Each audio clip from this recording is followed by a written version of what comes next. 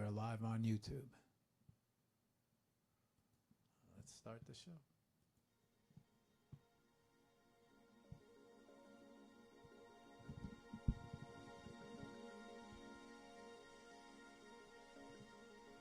Okay, good.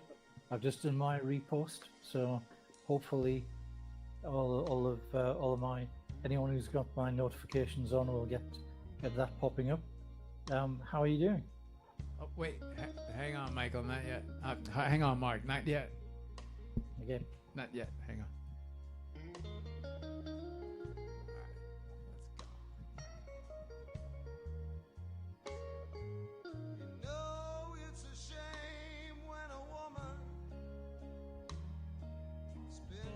Time alone when I am perfectly willing to give her everything she needs. I don't care about her past. I don't care what she's been through. I just wanna feel one night with good love, baby. That's all I wanna do. So baby, if you got that feeling, well, I wanna give you that midnight healing. You know what I'm talking about, yeah. Just turn the lights down low. Come right on over here to me. I know you don't want no commitments, baby. I just wanna set your body free. And I don't care what's going on in the night outside my door. I just wanna get your head right, baby. Give you all the love I got for sure. So baby,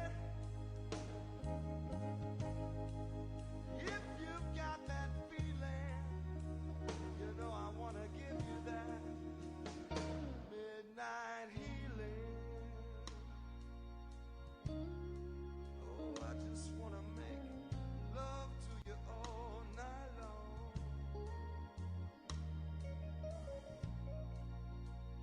Midnight healing, baby. Yeah, you know what I'm talking about.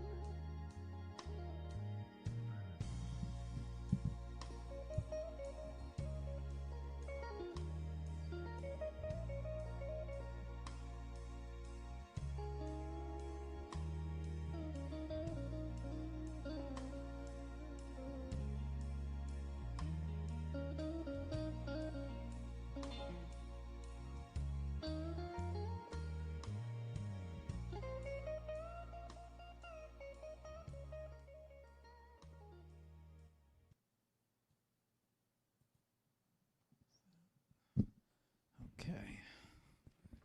All right, hang on, guys. Getting a little situated. Let me make sure I got comments open everywhere. Okay. Take that off.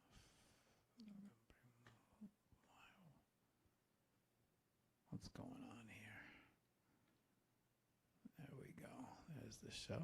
Okay. All right, guys. Good morning, Alina. I see you guys. Hang on. I'm just getting everything situated. Miriam, Alex, how are you guys? Let me make sure I got comments on everywhere, because I have a feeling you guys are going to have questions.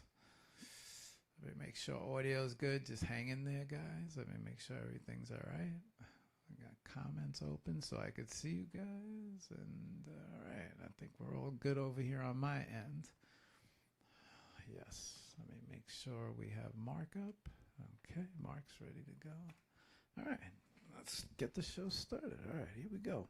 All right, guys, welcome to the Hour of Power, episode 366. The secret is in the sauce. We have let me make sure video is good. Yeah, we could come down a little.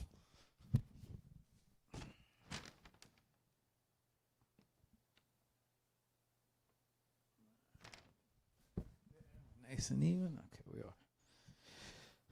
Okay, guys.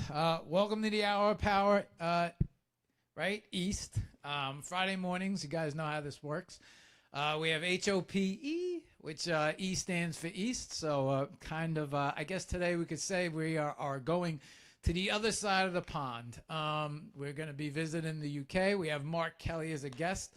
I don't really want to sit on here and jibber jabber too much. A great show came together very last minute, so I'm very appreciative of this show. And I'm happy to bring him on. And yeah, like I said, I don't want to talk too much. I just want to get started and get the conversation going. There's a lot to cover. Mark has a very extensive background in NFTs and art as well. Both a creator, curator, and collector. So kind of like a three double-headed dragon right now. So without further ado, I'm going to bring him on. Let's make sure we have everything working right. All right, we're good. I think we see everything. Mark, say hello to everybody. Good afternoon or good morning in your time. Very pleased to be here, and thanks again for the last minute invite, which we just got it all together last night and had a little tech run through this morning. But yeah, delighted to be here. Yeah, I hear good things. So I just my thing is I love a person so there's a story where in one of my there's a book called Think and Grow Rich by Napoleon Hill, and there's a story in this book where I think it's with Rockefeller, and so Rockefeller offers the author of the book a chance to join him for follow him in his life to help him write the book. And so the guy, he answered yes right away. And so Rockefeller said, if you had taken longer than 8 seconds to answer that question, I would have retracted the question. And I always think about that when somebody says yes immediately. And so you're one of those people that you were looking at the dates when I sent you the dates, and I didn't expect it, right? And you were like, so you got an opening tomorrow. You want me to jump on? And I'm like, yeah, as a matter of fact, I would, And so here we go. We got a show. I don't, Mark. I gotta be honest. I'm not. Son had recommended you for the show. So you were on the list, and I was writing people yesterday to get people scheduled. And so I'm going to learn about you here live on the show. And yeah, I did have a chance to go through a decent amount of everything you have posted, and we're going to do that a little bit later. But this is the most generic question I'm going to ask, right? How about we start off with, maybe you introducing yourself, telling people a little bit about you, a little bit about your background. Maybe your background in NFTs, and explain to them about the. I'm gonna call you the three-headed dragon, right? Because your curation, collection, and creation. So kind of like all, you have every part covered. So yeah, why don't you take it from here and let me be quiet. Okay. Well, first off, outside of the whole NFT space, I guess I've been a writer forever. I've always enjoyed doing poetry, sort of writing songs, and I've got a couple of novels out there on Kindle. And yeah, that's where I'm coming from on the creative side. In the kind of the life space, I've been married a couple of times. I've got 6 kids. I've got done, and I'm still enmeshed in family duties. And I've got a consultancy business that I run. Not in the creative space, in a very boring, very narrow niche of regulation for financial services companies, but that puts bread on the table and roof over their head. But all through the time when I've been growing career and while I've been sort of working, I've always had this this fallback of going back and writing short stories or novels or poetry or whatever. So that's the kind of creative thread that runs through it all. I've also always been interested in music. You know, one of the sites you track down, the SoundCloud, is basically just a little project I had while commuting into the city back in the early 2000s with a little QI70 pocket sequencer. So I was putting techno tracks to the back behind Irish jigs and reels, which I've always loved. So then I cut a CD on mp3.com. I sort of rediscovered it years later, loaded to SoundCloud. So I've got that literary stream, the writing, the music coming through. So when my crypto trading crashed and burned at the beginning of 2019, there's a point to all of this. And I thought, what do I do next by way of a hobby? You know, because I've tried all the money making things that, you know, roulette, poker, crypto trading, etc. And I really took a bath when Ethereum nosedived and I was highly leveraged back in February 2021. Around about the same time, March 2021, there was a very notable auction sale at Christie's, I think, where Beeple sold his Everyday's piece for $69 million or pounds, and that must have been the trigger for so many people. It's like what Pretty Woman did to streetwalkers, Beeple did to NFT artists. All of a sudden, everyone wanted to do it. And what did I do? I thought, well, it's visual art. I'm not a visual artist, but I am a sort of creative. So first thing I did, I came in on the creating side.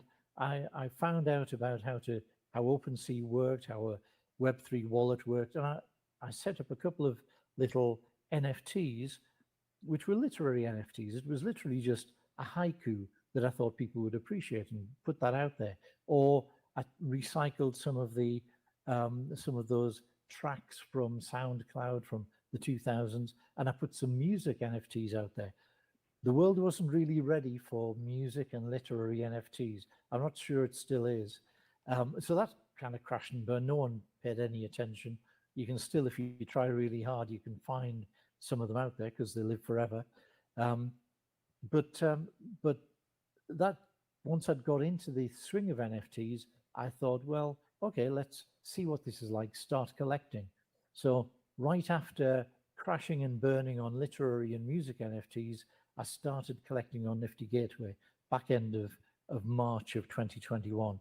And there was, you know, it was a license to make money at the time. If you were an artist and if you were one of the selected ones, obviously I applied to Nifty Gateway, never heard back.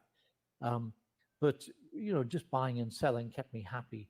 And, you know, because I still had some disposable wealth, I was diving into some of those things were, you know, open editions or editions of 100 at $2,000 each. It's unthinkable now, but that's where the market was. So I was wheeling and dealing in there, basically getting burned. I didn't make any smart investments. When Bored Apes came out, I just poo-pooed them as, you know, pixelated nonsense and never actually got into it. So I was buying all the stuff that was going to go to zero and ignoring the stuff that would have feathered my nest forever. So that was, you know, it was a tiny little bit of creation on the NFT side, which failed, and then a big chunk of collection. And then what happened was that I've always been interested in AI. I was building neural networks back in the 1990s, trying to point them at financial markets to kind of get ahead of the market and, you know, make some money. So I was aware of what AI could do. And there was one particular mint, one little project where they said, we will create something according to some text that you put in. We'll create an NFT of your devising. And I thought, this sounds fascinating. So I paid the money and I waited the 2 days while they were busy minting for everybody. Can't even remember the name of the project, but I got bored of waiting. And I thought, well, what's the technology that underpins this? And then I went off and found Night Cafe and a couple of others were actually providing this service. You could go in, put text to to video, text to image at the time, and instantly create a picture. It was magical. Everyone thought it was great. Night Cafe was the place to be. And of course, I didn't hesitate to start creating things and trying to sell them straight away. So that's what got me into it. And I think because I've never been a visual artist, I haven't got particular hand-eye coordination. So the fact that I could take literary abilities, which was the ability to craft a prompt or do elucidate exactly what I wanted from a picture, and then see it turn into an actual picture. That's what opened the door for me to visual arts. So again, I'm 2-3 years on, I'm still no better with a paint and a brush, but I've tried every variety of AI art generation, sort of moving from text to image to image to image to text to video to image to video. I'm really I'm excited every time I see, even now, I see a new image to video product and I have to go and try it out. Now, so I was still collecting on Tezos, on Ethereum, on Nifty Gateway, and I was creating, and it just kept on going. I was trying everything new as it came out, and probably got to the most successful things I did in the creation space was using something called Visions of Chaos, which is a big locally run system that a guy out of Australia, Softology, keeps running. He keeps introducing new scripts into there, and there was one of them where I could seem to be able to produce things that other people couldn't, which is very highly detailed, abstract or semi-abstract pieces underwater or cyberscapes or whatever. So that took me to probably the highest value sales of one-of-ones, which was 0.4, 0.3, 0.4 of an ether. That's as good as it ever got. Around the same time, there was a Mirage project came out, which was roping together lots of people with an interest in AI and just doing a whole set. I mean, that I had to produce 150 or 200 pieces in that same style. So the Mirage Embracing Chaos project was the biggest project I was involved in, and that was probably brought in about 16 ether. And then towards the end of 22, Nifty Gateway opened up for new artists, new curators. I joined under the guise of a curator first, but I quickly got one of my pieces up and running. And I think we were talking before about how in today's market, and we can talk a little bit about where the market's gone now. In today's market, you don't have to go after one-of-one glory. The single artwork that made most money for me ever was a little set of brass monkeys, a little Sourcebook token launched on Nifty Gateway as an open edition, which only cost $10. So it was a trivial purchase for anyone, but I sold 410 of them. So that for a single artwork was the most I'd ever made. So I went through all of that, and then I could see crypto was going down, NFT market was tanking. I just kind of kept a toe in the space. I got hacked a couple of times, which kind of dampened my enthusiasm a bit. I've always built back. I've started again from scratch a couple of times. But by then I was moving more into, not just collecting, but also curating.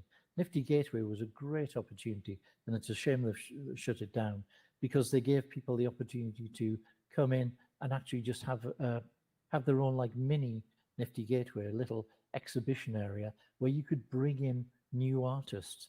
And I brought in over 100 new artists to the Nifty Gateway platform and gave them a chance to present their work there, which I'm very proud of. That was, that's the most new artists introduced to Nifty Gateway, apart from by Nifty Gateway themselves. So it was a top publisher on there, and then they closed the program down. They closed the program down because they opened it up to everyone, and what was happening was a lot of people were minting every day, and they were doing $1 a day, $1 a mint things. So it was just getting swamped with low value, low quality artwork.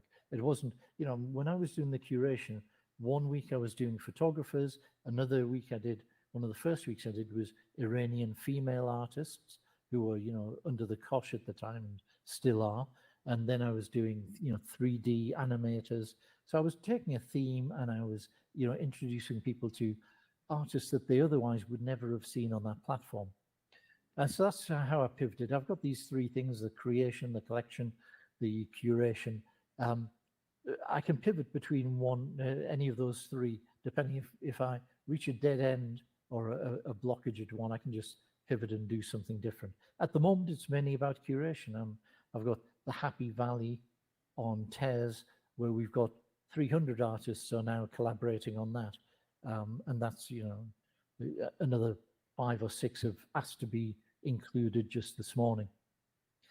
So where we got to on the creation side, over time, I was still interested in AI and I was still interested in music.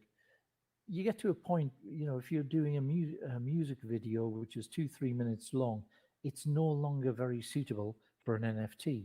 So to some extent, what I was interested in was taking me away from wanting to mint and list it as an NFT. And then the other thing is I just got a ridiculous oversupply. I've still got 10,000 jellyfish on foundation for like a couple of dollars, which are going nowhere. They're still stuck there unminted. And there's no point just keeping adding to the supply if there's no demand.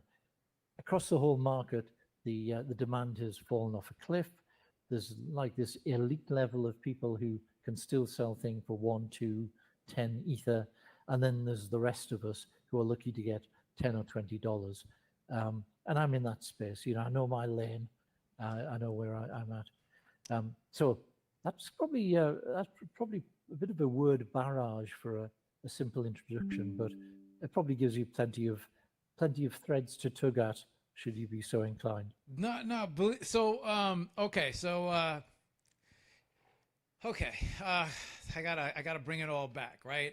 First things first. The Beeple thing is what caught my attention. I've said it a lot of times on this show during interviews, during conversations with people. I always curious what got people into the space, right? And so every time somebody says, well, remember when people, sold that 69 million? And I'm like, yeah, that's what got my radar going. That's what, like, whoop, whoop, whoop. Like I was going towards fine art, right? And heading towards the galleries.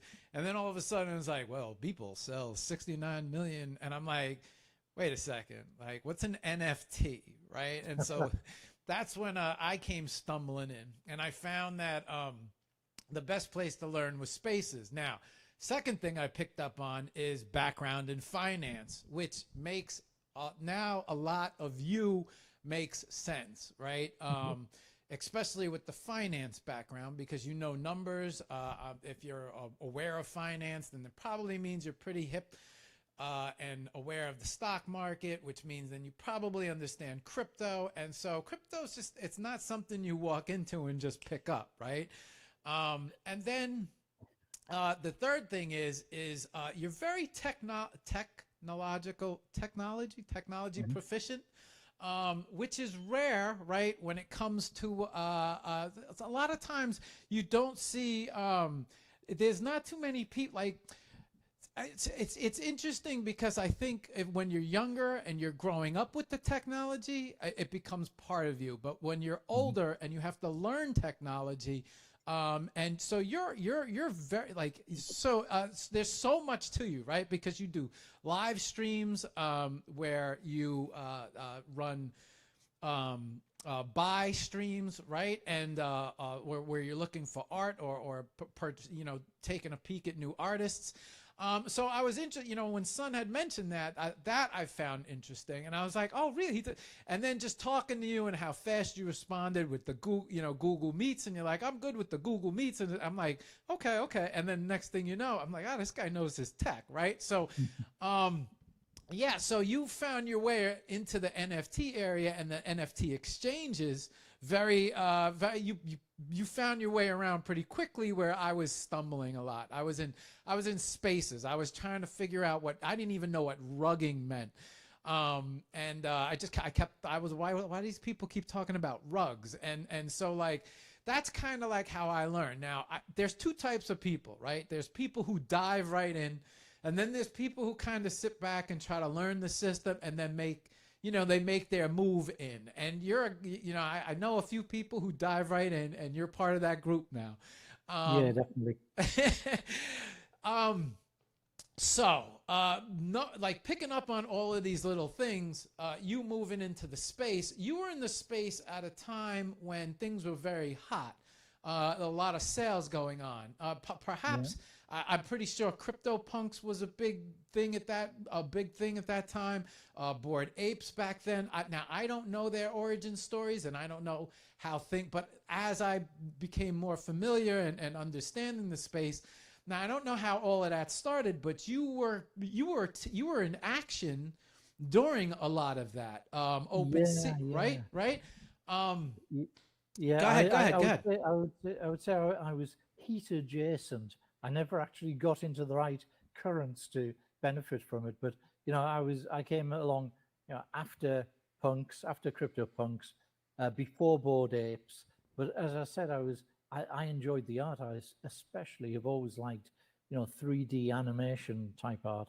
So when people started buying these ugly pixelated apes, I was looking down my nose at them. I was thinking, no, that's ridiculous. You can't spend 0.1 of an ether on one of those nobody things. understands it when you tell them, right? Yeah. No, I just didn't like, I didn't like the art. I still don't, but I regret that I didn't, bank a couple of them just for the win. But yeah, those are the things you sort of live and learn.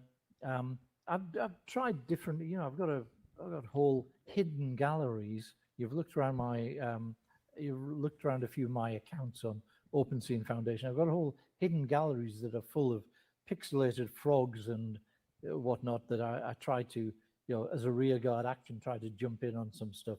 It never really got there. So over time, I've lost this. I thought for probably a full year that NFTs were going to make me rich. I've definitely lost that. So I've lost that, thinking that this is the route to prosperity. And now what am I left with? Well, I like the artists. I appreciate their struggle. I like a lot of the art, and I've got a fairly modest budget that I can go out and support people. You don't even need a budget to support people. That's the key thing. You can set up a gallery. If you've got a decent following on X, you can set up a gallery, just invite people in, let them display their stuff. You highlight a bit of it and other people go and buy.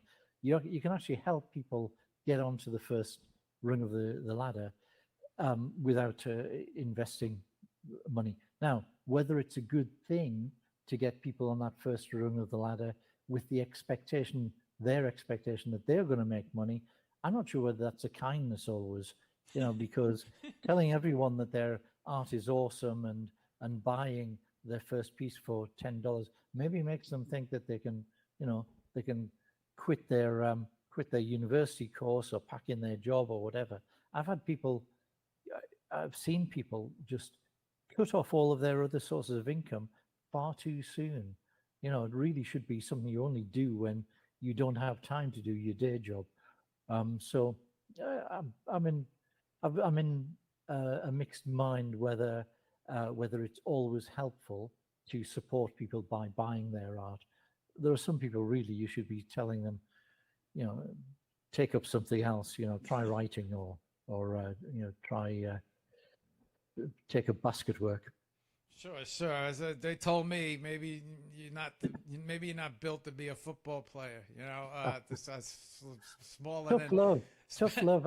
I've got none of that. I've got none of that tough love that can say to people, it's really not working, is it? So interesting. You did mention an earlier conversation before the show. You did say something about the effect that You didn't really have a budget in the beginning. You had to build that up, and you built that up, and then started investing. And so, okay, so it just so happened that we do a little space on Fridays. Me, Son, and Alina. And this time, I mean, these guys, I've been friends with them almost a year now, maybe even a little bit longer. And so they put a lot of pressure on me. And it's, when are you going to mint? When are you going to mint? And I'm like, I don't know. You're going to mint today.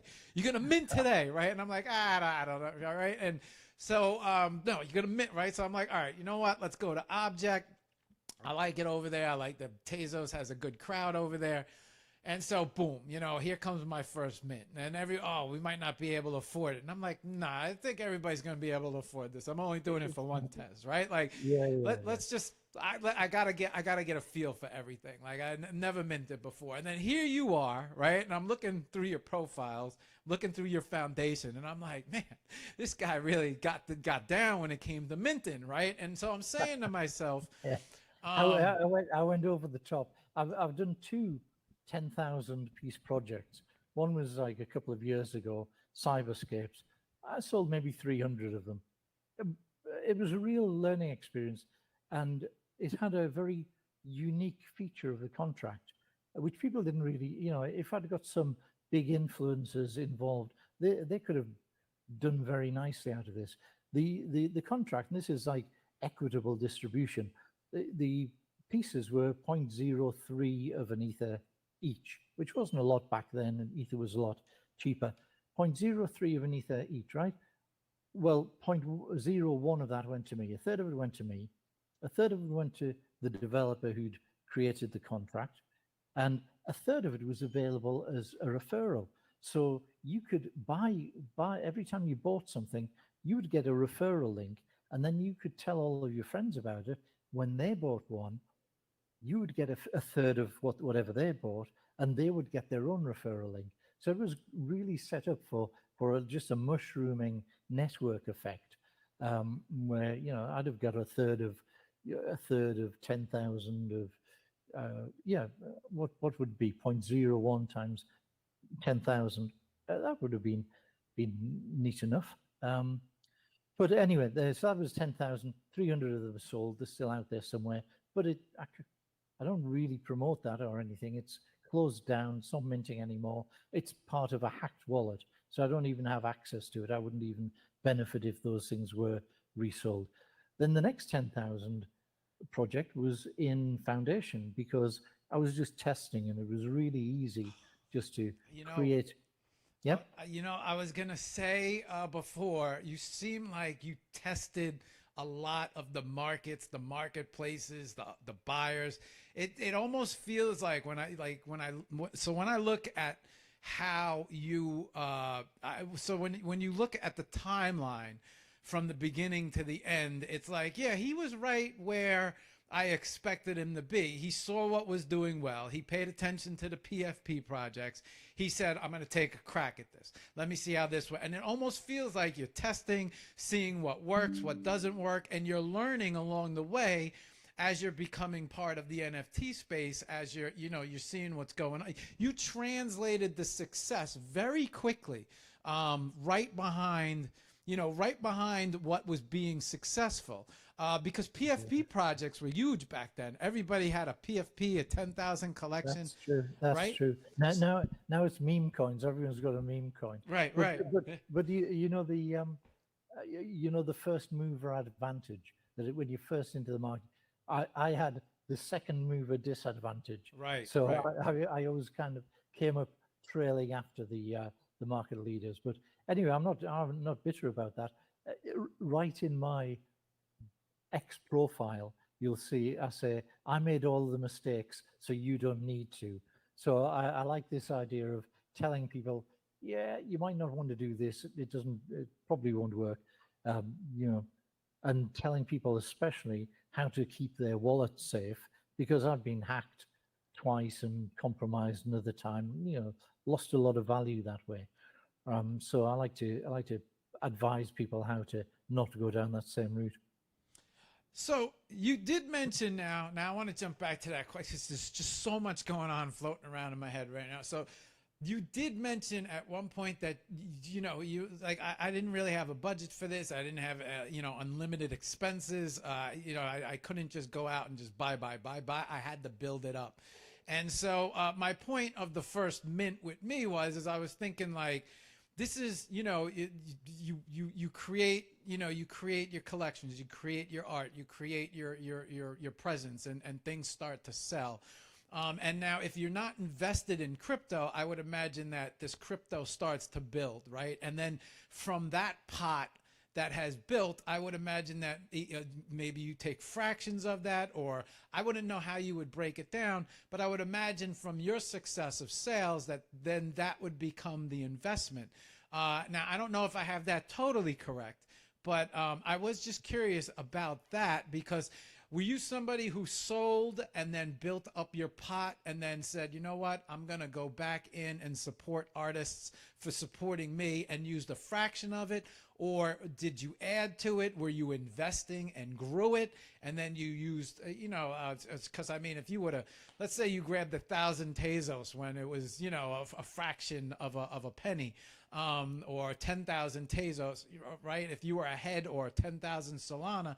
And then as it grew, you would be playing with house money because technically, Yeah, right? So I yeah. was just, Wouldn't that be nice? Wouldn't that be nice? so I was curious how that worked for you. I tell you how it went. It was quite different from that. The residue, what was left of my crypto stash after that big dump in February of 21, what was left of that crypto stash, I fueled my initial frenzy of collection in Nifty Gateway and various platforms, you know.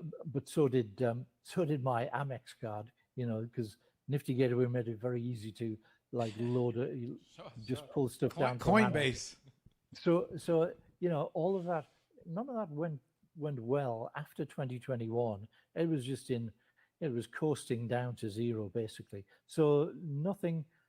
Most of the stuff I've ever bought is still sitting in account somewhere because it's never been worth selling. You know, I've built up I've built up over the years, but especially Tezos. Tezos has always been very, you know, very beneficial for people to buy in because there's some great art, very cheap prices. But I stopped minting for a couple of years on Tezos because it wasn't worth even my investment in creating something and polishing it and minting it just for, you know, the 5 or 10 Tez that I could ask for it. So initial sort of crypto and, you know, fiat investment in the thing, which went to nothing. And then quite a long fallow period, probably just after one of my hacks. And then I unfortunately had to go back into virtually full-time work, you know, real paying job. And after that, I was able to switch NFTs to a hobby basis where I can do what I can when I can. I've got no expectation of making money from it, but I will support as many people as I can. And if I wanted to see one metric on all of these platforms, it's how many artists have you supported? It doesn't matter whether I bought something for $5, $10.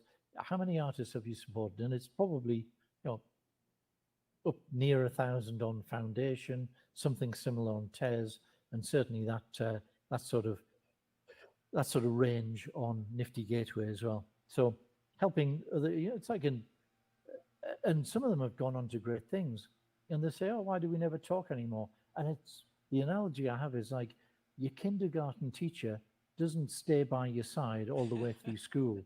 You know, you get people started along the right path. That's an interesting take. And then you've got a fresh intake to look after. You can't be so some of them have gone on to great things, and you know, I'm focusing on the next set of newbies.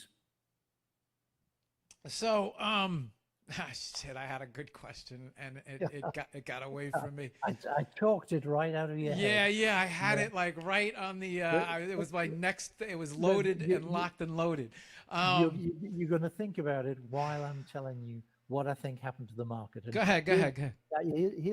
Here's why I'm not a big believer that when crypto goes back to the moon, NFTs are going to go right after it, because I think that the initial NFT boom was fueled by people who were crypto wealthy, crypto bros who'd made a fortune and frankly didn't know what to do with it. So here was a new cool technology, the NFTs, that they could bid up against each other. And for bragging rights, they would end up with this particular Bored Ape or this crypto punk or something like that. And it was crazy, the sort of prices that were being achieved. It had nothing to do with the intrinsic value of the art, the aesthetic beauty. It was just a big contest between very well funded participants in the market, some of whom are still around and still buying at that sort of level. Now, so that happened, just after a crypto hike and then subsequent crash, and then everything went down. Crypto went down, NFTs went down. So a lot of people think, well, when crypto goes back up here, NFTs are going to come. No, it's not the same. It's supply and demand. It's always supply and demand. And there are 21 million Bitcoins, are the max there's ever going to be. How many NFTs do you think there are now? There are, I've got 10,000 unsold. How many other people are out there with unsold NFTs? There are. I think I saw on Polygon alone there were 720,000 NFTs being minted every day. So now there's a ridiculous supply because everyone saw what happened with people, what happened with some successful people after that. Do you remember the phrase "WAGMI"? Were you around then? We're all going to make it. Right. That was either wishful thinking from people, or it was the people who had already made it who were trying to encourage other people to put fresh money in. So we're all going to make it. I don't see people saying that very much now. So what I think is going to happen is crypto will go back up because there's unlimited supply of fiat. They just keep printing more and more. There's a limited supply of Bitcoin, so that is going to, relative to dollars, for example, that's just going to go. It's only got one way to go, really, and that's up. It's sound money. It's like gold. But NFTs, because so many came in, so many collectors got burned that we've got a diminishing population of collectors. We've got an ever expand, and I'm not talking about rubbish. We're talking about some fine artists are coming in and minting their NFTs, but in unlimited supply. I don't see a limit to the number of people who come in. So what happens, again, going back to the financial background, what happens when unlimited supply meets limited demand? There's only one way for the price to go, and that is unaffected by what happens to crypto. Maybe some people will make a lot of crypto and say, oh, look, I can buy all these NFTs now. But NFTs had that novelty value. They were cool tech back in 21. If you try talking about people who are outside the market about NFTs now, they don't say, oh, tell me more. They just poo-poo the thing. It's like a busted flush. Nobody outside the market is interested in getting into the market. So you'd think that makes me sound like a wet blanket, and that I want to. No, I'm very happy for it to carry on, but I think it will always. I don't think it'll ever get beyond this rational range that it's in now. That the startup artists are going to make $10 to $20 on their initial things. They'll make more from editions than they will for one-of-ones. And then the most in-demand artists can maybe get to the 500 to 1,000 TES mark. Mark, let me ask you. Okay, I got two questions right off the top. I got two questions. I bet you wrote them down. Did you? Well, I got the one back from before, right? But I got a new one too, and I got to get them out before I lose them. Right. You've seen, so from the beginning, you came into the space, got very active, and you've seen all these exchanges over time. You've probably all the way now. I remember back then, OpenSea was very big. There was a site called Sloika, which was big into photography. A Foundation was always big. Super Rare was big. And then there was a bunch of others. You have Magic Eden out there, and then obviously some more exchanges. Like Exchange Art came on for Solana. Objects showed up. But over time, some of these places, well, I should say some of these exchanges started struggling. And so I was just curious, in your opinion, as number one, a curator, right? As number two, a creator. As number three, a collector, right? What do you think makes a successful exchange, right? And what it, like, because I don't think it's any type of fluke that Object and Tezos is doing great right now. I've always felt like Object had a great platform, right? I always felt like that they got the leaderboards and the numbers, and like it makes it drives this competitiveness within artists when it becomes a friendly game now, and now artists are really focusing on getting to the top of that list. And then secondly, when you invest in a piece of art, or when you purchase a piece of art, you mentioned that you don't expect anything from it. However, being in finance and knowing numbers, do you look at it as in a way as a way that you are investing in a brand, right? Not necessarily a piece of art, but this is an artist and a brand, and now. I'm sure over time, like you said, collectors have got burned because maybe artists sold one or two pieces and then realized I'm not going to make my fortune here, and poof, disappear. Or I'm going to go back into, right? So, yeah, I'm going to leave it at those two and let you run with it. All right, all right. That's great. There's a lot of things to pick up on there as well. Just to take your last one first, I guess because I'm supporting like a couple of thousand people, some of them are going to make it. Some of them are going to make it big. If you look back at it, people I was buying a couple of years ago, Roop Renisto, before he got big with Life in West America. Yeah, I had some of his pieces that I picked up for pennies on Object or on the Tez chain, probably Kick at Nunk back in the day. And I was a keen buyer of Noel's before he became very popular as a photographer, and even Claire Silver. I had some early works from her. So some of them are going to come good. Maybe you cash in when that happens, or maybe you just sit on them to wait for them to go to the moon. So, but that's not the prime support.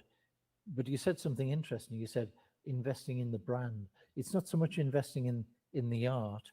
It's a show of belief in the artist. Right. And I think that's never wasted. I'm never going to make money from 99% of the things that I buy in pure artistic terms, but it's always a good investment to give someone a little leg up and a little bit of support. So it sounds unbelievably altruistic, but really I'm not. I guess I'm interested in helping other people. Now, is there a certain sense of satisfaction or that I'm searching for people to think I'm a good guy? Probably there's a bit of a mix of that in there. But on the other side, there's quite a bit that I do that I don't, that nobody mentions anything about, and I don't go and tell. When I buy something, I don't say, hey, I just bought this, unless there's a few left and I want to encourage other people to get it. I don't go out and say, look, here's the 20 pieces that I've bought today.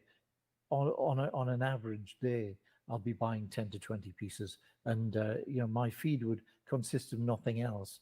So on the X feed, I prefer to mix it up a bit. Here's a little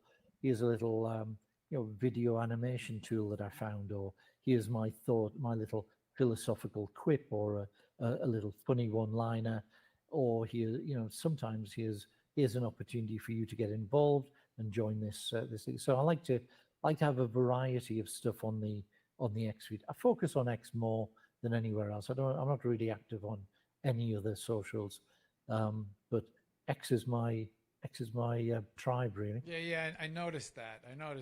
You're mainly focused on X. Yeah. Yeah, and you know where I spend more time on there than ever. But what I mainly do, because I use it on the laptop, I've got when I was getting monetized. I mean, I get like $14 every couple of weeks. It's nothing. It's not worth the effort I put in. I'm not doing it for that, but because I've got a blue tick and I'm verified on there. I've got the dashboard. I've got the X Pro. So I've set up a little dashboard. Everyone that I followed when I got monetized is on that dashboard on this special link, and I occasionally go there when I want to just boost impressions. I'll just drop a salty comment on some big political commentator's feed, or try a little joke, and all of a sudden my bar goes from 1,000 impressions a day to 20,000, and it's still, and I enjoy reading all of that. So I mentioned to you, I sort of follow US politics probably more than UK politics now, but that's like a side circus issue. over here. I don't tend to sully my my profile, my own posts. It's all in the replies. I do replies to political commentators, but my own posts are always related to NFT, art, kind of philosophy. Technically, Mark, you NFT God, right? You see, he goes live all the time and dropping algorithm tricks and right. But in a way, he tells everybody, make sure you post on big, right? That drives a lot of traffic to your page. In a way, it seems like you have a good idea of where the and you're bringing traffic to the artists, right? Regardless of how you're doing it. At the end of the day, you're bringing traffic and eyes onto people's art, which is what you're trying to accomplish. That's what it sounds like to me. Right. So Alex Finn, I watched very closely when I was trying to get monetized. I followed his thing of being the reply guy, and then as soon as you get monetized, you want to stop doing that because it's like empty traffic. What you want to do, because you only get paid by people interacting with your own posts. So now you want to attract people by quality of posts and what you're, by bringing value to the thing. And also some of the things that he was recommending back in the day don't square with what I want to do. Like, don't interact with smaller accounts. Well, how are they supposed to grow? If you see replies below the line because someone's shadow banned, you're never supposed to open it up and go and interact. Well, guess what? These are people who took the time to reply to my post. Right. Of course, I'm going to go and interact with them and follow them. He's not focused on artists. That's not. Yeah. So, where do I want to go from here? Okay, so,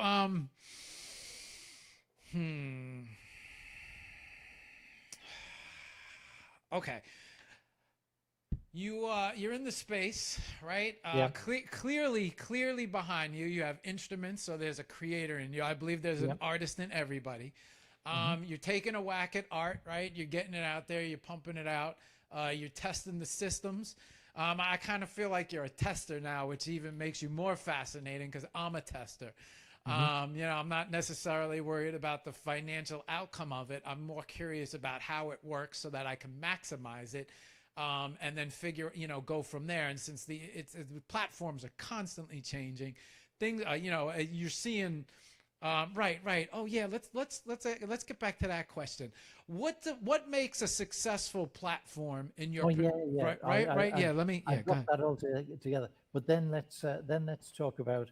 Let's talk about X and video streaming. I think video streaming is going to be huge, and I think videos on X are going to be huge because they've just brought out the X TV app, so you can just have video content streamed constantly on your wall. But what makes an exchange? I just did a post about this a couple of days ago, and I was saying, look, artists come and go, and we lament it, but by any measure of corporate stability, 1 to 3 years is just a blip. You almost never hear.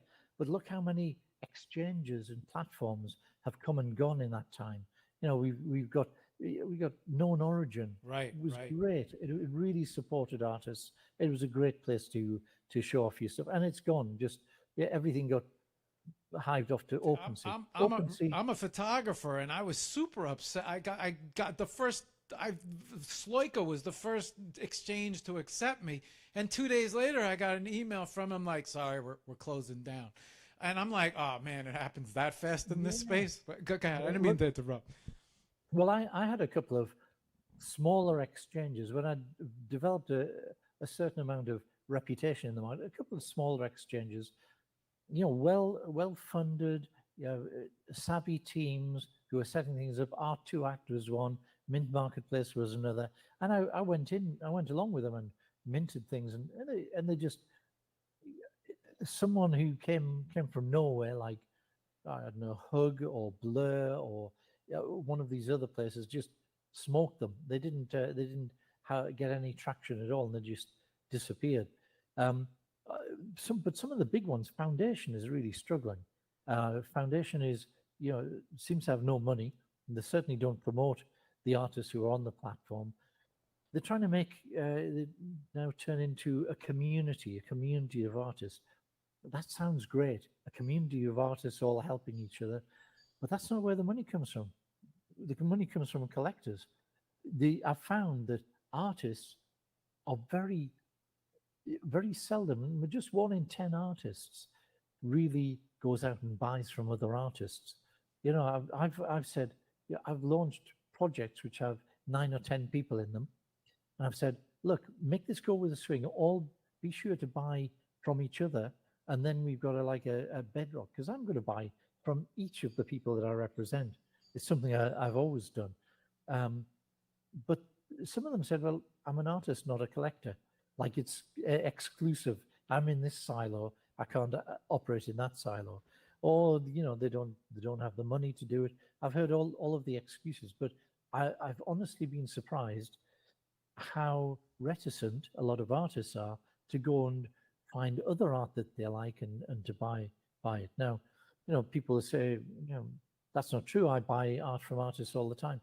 Well done. You're in a minority.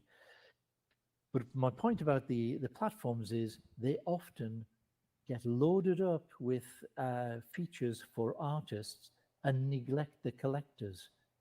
Foundation had a great thing, which was a real, I shouldn't be motivated by this, but I really am. They had these league tables where you could say, okay, who's like spent the most among the collectors by day, by week, by month, and ever. But they also had who supported the most artists by day, week, month, and ever. And I was delighted to be, climbing up. I was on there, then I got hacked, and then my new wallet started climbing up there. Probably I'll be up in the top 10 now of supportive number of artists on Foundation. But they just canned that feature, and I've nagged them, and they've never brought it back. Object.com has always had it, and you can see if you look, Happy Valley, which I've just been promoting the last couple of days, Happy Valley is up there in the trending galleries. I'm probably up there in among the top collectors in the last day or week. It's a feather in your cap. It's something that you can look at and say, okay, I'm in there. I'm making a difference. But very few platforms actually think about where the money's coming from, who's paying their salary, who's actually buying the artworks, who's paying the fees. I think that makes the difference for a platform. Are you geared towards where your bread and butter is coming from? Do you so I was actually at a gallery show supporting an artist who was on HOP last night, Mariana, and we were having a conversation, and she really says that there a lot of the NFT money is sitting in ordinals, Bitcoin right now, runes, and I'm not like I don't know enough to speak about this, but I was curious about your feelings on that. And you think gas prices have any type of effect? Because if all the money is sitting in Bitcoin and all the whales are up there, right? But they're not. Like, do you think gas has any type of an effect when it comes to a successful marketplace? I mean, yeah. I mean, gas for Ethereum went crazy. You couldn't launch a low price project on the Ethereum mainnet for a year or so.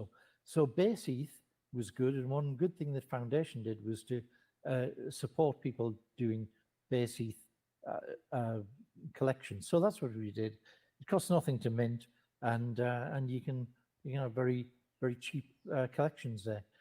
Some purist collectors say, yeah, but it's not really Ethereum, is it? It's not really an NFT unless it's on the NFT mainnet, on the Ethereum mainnet. So gas does make a difference. It makes a difference. It makes a difference at the entry level. It doesn't make a difference. You don't care about gas if you're selling or buying something for 10 Ethereum. You know, the gas is just like, it's just a blip. But if you're trying to do something for 0.01 of an Ethereum, then you're going to have to talk for a bit while my voice recovers. Okay. I was curious about how you. I'm not sure if you can. So you haven't said it yet, but I was curious about your feelings on drip. I was going to ask you about that. So I can't. We're at 10 o'clock already, right? So we're already an hour into the show. Yep. But we haven't even touched upon the curation yet. As a creator, collector, curator, right? Maybe you could touch on it a bit. I mean, curation is what I'm mainly doing now. You know, you'll find when you go to the Happy Valley, there are a couple of pieces of mine. There are a couple of editions. I've sold a couple of them this morning. You know, it's it's just to have a placeholder. Really. Mark, what is curation? Like, what from your definition, from your perspective, what is curation is selection. It's really appointing someone. It's two things. It's representing people. Curation is very important in AI, and that's self-curation, because it's very easy. I've got a couple of big GPUs under my desk here that can churn out literally 1,000 very nice, very acceptable AI artworks overnight, and I could mint all of those and put them out at $1 a piece, flood the market, and no one's any further forward. So the first step on AI artistry is being self-curating, recognizing which one came out just right, which one can be improved in a certain way, and it being very selective. I used to do, maybe it was every other one I would mint when I first started with Night Cafe, and then it went to like 1 in 10. It's probably now only 1 in 50 that I will even show on X, much less go ahead and mint. Now, curation in terms of having an exhibition, there are sometimes constraints on how many people you could have. Used to be that when you had an exhibition or collection in Foundation, you could only have 100 people. So you line them all up, you select them. Back when I was doing Nifty Gateway, I didn't want to have more than 5 or 6 artists in a particular themed group. So I would choose the people that I thought were best and contact them via DM, ask them if they wanted to participate. So there's a certain kind of restriction. It's like can be a gatekeeper role, which there's always going to be someone left out. I don't like that aspect of it. So the last couple of curations I've done on both base ETH on the Hangar series. There's Hangar 1, Hangar 2 inside the base station on Foundation. That was just an open call. Who wants to be in? I don't want to see not safe for work stuff. I don't want to see peppies in there. But other than that, knock yourself out. Any genre, any kind of level of expertise. And so we got some great works in there at a variety of different prices. But that was pretty much free for all. Happy Valley even more so on Tezos, because I've just said, give me I said it's the opposite of gatekeeping. It's throwing the gates wide open. I've set up this collection just for my convenience, really, so I can go and say I'll have that and that and that. And I've said, if it's your first time exhibiting on there and it's 15 Tezos or under, of course I'm going to buy it. whether it's one of one or an edition. I really don't mind editions on Tezos. I expect editions on Tezos because the price per piece is not too high. Now, you would recognize that as very light touch curation. It's just creating an opportunity, but then telling everyone they can come and take advantage of it, for as long as the money holds out. But people can come in even after my funds have dried up. I'm not going to spend more than $150, $200 a week on supporting that kind of thing. But until that's spent, I'm happy to go in and collect from people. So curation can be anything from your self control in terms of what you put out to the marketplace. It can be restricting things to a specific number of qualified individuals that you know can do the job, or it can be just creating an opportunity for whoever wants to come in and take advantage of it.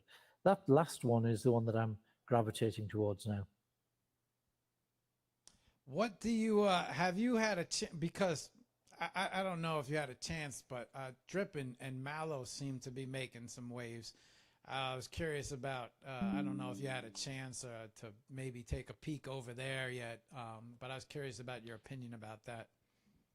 Did you say Drip? I said Drip and Mallow seem to be making a little noise, and artists seem to be pretty happy about what's going on Drip. Drip I've heard of, and I might have gone over there and bought some or dropped some, dripped some, whatever. Mallow, it's the first time I'm hearing about it. But do you know what? There are so many. They're like fireflies. Some of these things you hear about them, and they're the hot topic. I mean, a couple of months ago, everyone was diving over to Exchange. That's right. And putting stuff on Solana. Solana was hot. Yeah, Exchange art was hot. And then base Ethereum on Foundation became hot. And then you can't follow it all. You can't just be perpetually traipsing after. Now, what I forgot to tell you about exchanges was I've thrown money and time, invested both in all of these places, in OpenSea, which then just unilaterally closed down a lot of my friends who are from Iran. They took a geographical cut and said, you're off the platform now. And meanwhile, they were allowing people to copy mint on Polygon whatever artworks they wanted. This whole series of source book copy mints on Polygon, on Matic, on the OpenSea platform. They don't do anything about that. So OpenSea is out of the question for me now. Foundation is kind of on a downward trajectory. Known origin is gone. Nifty Gateway has shut itself down, except to the top tier of collectors and artists. So that's of no further interest to me. But guess where I've gone back to that has been there ever since the start. You go back to my Tezos account, and you can sort stuff that I own by oldest, and you'll see some of that stuff that I picked up from 2021, some of it from No Eels and Stripes and people who are still around, some from artists who are long gone. But that has never gone away, and I'm back now focusing on Tez because that's the place that's always been there for artists. It's got a great community. It offers good value for collectors and lots of opportunities for artists. Yeah, that's my home, and I'm not really going to suddenly think, oh, but there's this bright new shiny thing on the Ethereum network. I'm going to chase after that. No, I'll probably be with Object and Tez for a while to come. What's interesting about Object and Tez too is that it's a good place for. Well, I feel like, and that's why I started there. Right, I feel like it's a good place for an artist to start. Because you could probably release some stuff for 1 or 2 Tez, 5 Tez, and you're not going to kill anybody's pocket. I think you're going to find some success there. You might make a couple sales, a few sales, right? And nobody's going to get hit over the head if you decided to come in like that, right? Maybe because maybe people don't know you. You introduce yourself, and maybe people, I feel like you build trust as you grow, right? As the more and more that your price of your artwork goes up, is the more and more trust that you're building between you and your collectors. I think Object is an excellent place to gain that trust and build that trust. Because it's not going to cost anybody a lot in gas fees. It's not going to, but if you keep it at a reasonable price, I mean, even if 5 Tez, I mean, what maybe a couple bucks, right? So, you're not killing anybody, and it's not a big price tag, but yet, if you can show success, then that's going to build trust between collectors. That's going to get the people talking. There's going to be some chatter. They're going to look at you as a worthwhile investment. And then they're going to also look at you as hey, that's an artist that's having some success. And I think Object and Tez provides all that for anyone coming into the space, especially for artists trying to establish and build. Ether, ETH, obviously, heavy gas fees. Who might, and you put a big price tag on it. Somebody might not be as fast to invest. Well, I don't know if I want to spend that much, right? And then also you knock out the artists and the investors who might not have that much, but are willing to put a couple dollars in it. And so that might discourage them. Oh, look, over here on Tez, I could get myself 5 or 6 pieces. So, I like, and then on top of it, I think Object has the leaderboards. And so it's a perfect storm, right? And so, interesting, right? Because before I want to head over to the computer and start showing everybody some stuff. Let me just rewind and tell you where I'm at now on the creation side, because I didn't study business or finance or anything. I did a PhD in Spanish, in the literature, Spanish literature, particularly Spanish mystical literature and St. John of the Cross. So I was like more on the arts side going. But when I was growing up, I was always very keen on science fiction. A lot of the stuff I really liked. It's coming true now. The robots, the AI, the flying cars, all of that stuff. So when I was in work, when I sort of gave up trying to be a Spanish lecturer and went off to training computer programming, I got interested in the technology and where it could go. So I was very keen on AI. As I said, in the 90s, I was building neural networks for financial systems, and I'm still really interested in AI. So the creative side, what's happened is I've resuscitated some old poems and songs from teenage and 20s, and just plugged them into some of the AI music software, and very happy with the outcome. And as you've seen, I've loaded some of those things up onto Spotify. So that's more where my creative focus has gone now. It's in the AI music, and also just the writing. There's some of these science fiction and speculative fiction stories that I've generated myself. In a way, I'm an ex-maximalist, and I'm trying to use all of the features that are in there. So I've done some live streams, I've done some videos, but I'm bringing all of my articles, all of the short stories that still hold water across. Is that the Medium site? That's the Medium site, right? But I'm picking the best things out of, because I was writing on Medium for a couple of years. The best bits of there, you don't need to go looking on the Medium site, because I'm put them in the articles tab on my X profile. So all the little short stories, speculative fiction about what happens to us after we die, about where AI is going, all that kind of stuff is all in articles. So AI X really is supporting all of my creative efforts. It's letting me show people about the videos that I'm starting to make. It's letting me link people to my Spotify. So let me put articles in, and from time to time, when I do a visual artwork, of course, I can mention it and mint it as an NFT and mention it in there.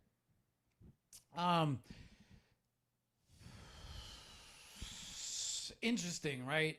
This is what I did want to say. Mark, you don't seem like the type of guy that allows himself to get cornered.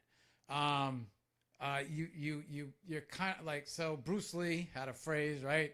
Be water, my friend. And so he always used to explain how you need to bend and move and kind of shake, and you got to form, right? You got to if it's a pot, you become the pot. If the water, comes out and you pour it into a glass, it takes the shape of a glass. You kind of, in a way, developed a way where, so the music end of it makes sense because of the instruments behind you, right? So that's interesting how you, because obviously music, if it was art, you'd have art behind you, but you have instruments behind you, which is interesting. So there's clearly a passion for music, and now making a move into the music with AI, which, a creator, right? Not only create pieces of art, creating music. So if the time allows or the market starts to boom, you're shifting gears into a creator perspective. Yeah, definitely, Right? definitely. I love this video format. I like, I've tried doing this Google Meet thing before for interviews, and occasionally the tech doesn't work, but I'd love X to get to the place where you could have video spaces. Spaces to me don't work particularly well, but a video space along the lines of a Zoom or a Teams or Google Meet or something would be great. I love seeing people face to face and just having an interaction like that.